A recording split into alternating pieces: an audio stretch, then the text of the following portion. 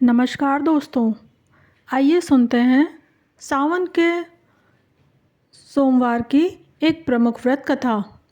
एक समय की बात है, एक नगर में एक निर्धन ब्राह्मण रहता था। वह भगवान शिव का परम भक्त था।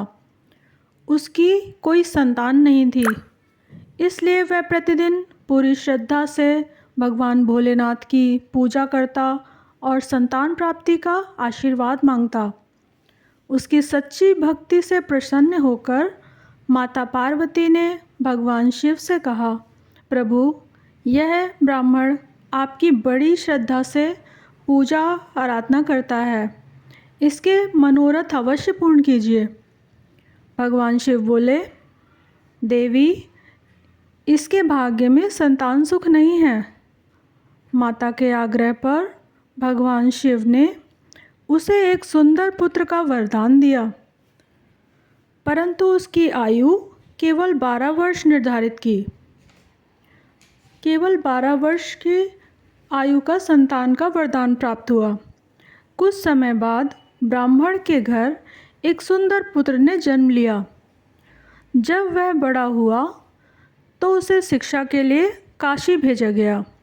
मार्ग में वह जहाँ भी रुकता, यज्ञ, दान और भगवान शिव की पूजा आराधना अवश्य करता। एक दिन उस नगर में वहाँ की राजकुमारी का विवाह था। वर की एक आँख में दोष था। जग हंसाई से बचने के लिए उस राजपरिवार ने उस बालक से कुछ समय के लिए दूल्हा बनने का अनुरोध किया।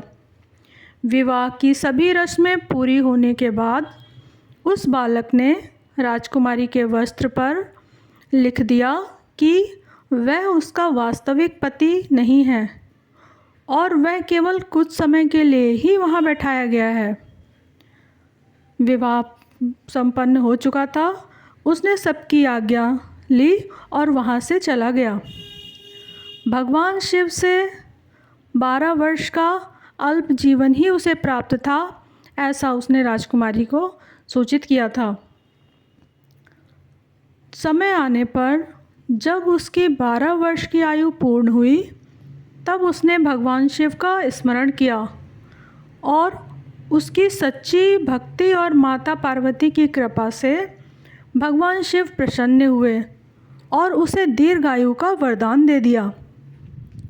इसके बाद वह सकुशल अपने माता पिता के पास लौट आया।